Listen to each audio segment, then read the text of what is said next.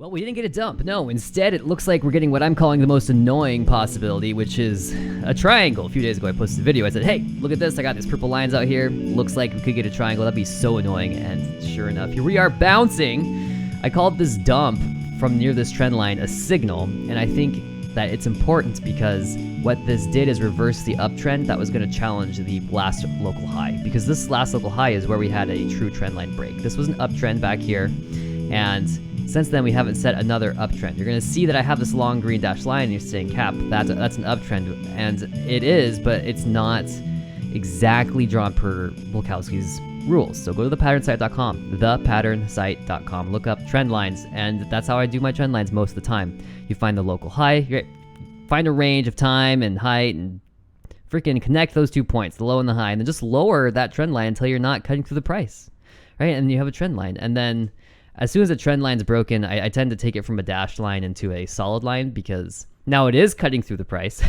so it's technically an internal trend line. If that trend line runs through candles into the candle, it's internal. If it doesn't go in through the candles, it's external. And since we've broken that trend and peaked at around 410, the price has not made a high above there. And so we're currently trendless, at least on this time frame. It has a long-term downtrend running, and there isn't a real uptrend. There's a very, very, very weak trend through here. This would be an uptrend. You see how flat and how low it is, right?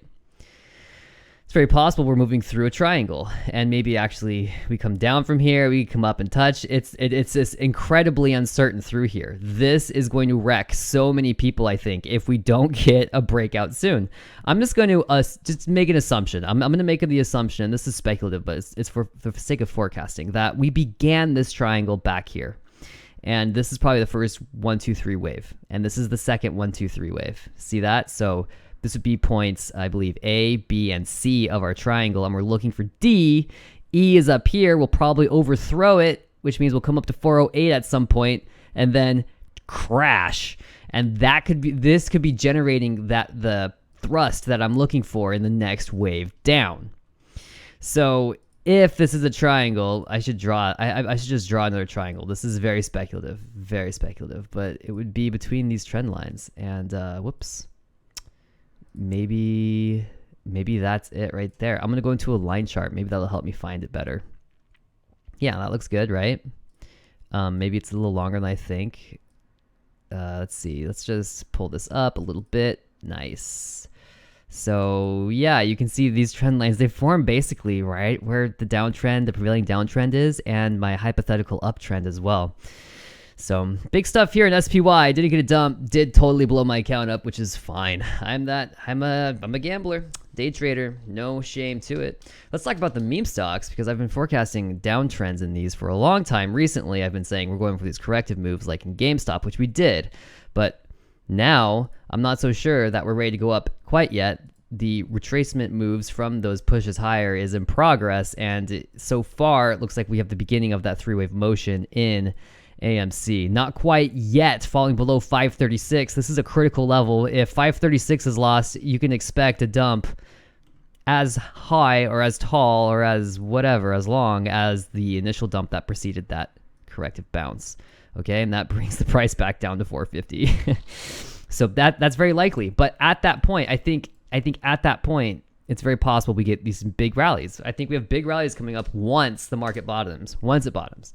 So that's just my opinion. You can see GameStop here. It broke out of this ascending broadening wedge, and now it's just hugging that trend line, just hugging it. So we just take that amplitude of the first wave in and apply it to the new high of this corrective bounce, and we're looking at 1680. Of course, the target for the pattern is its beginning, which is probably probably $16. So which way the market's going to go? It's just all in correction. SLV also in correction, just grinding along here. It does look like it's getting ready to make a dump though, right? And I'm expecting things to be dropping. GLF is not a symbol. GLD is doing crazy stuff. It just keeps setting new highs, and I don't know what to say about that, because it's just showing an amazing amount of strength.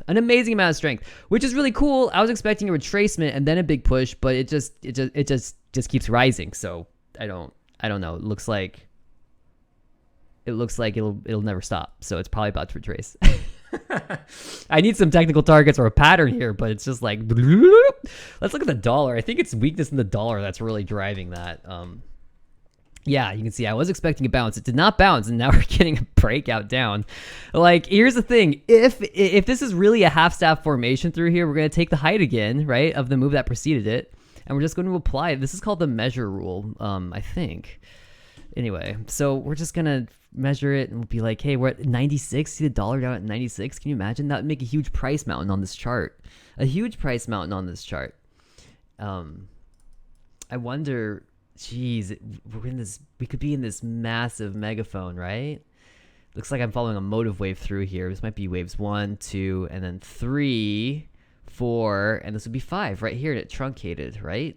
And then we had a correct move down and a new push higher. So this could just be actually a running correction, an expanding flat, right? Maybe 5 ends up here. So 1, 2, 3, 4, and 5 right there.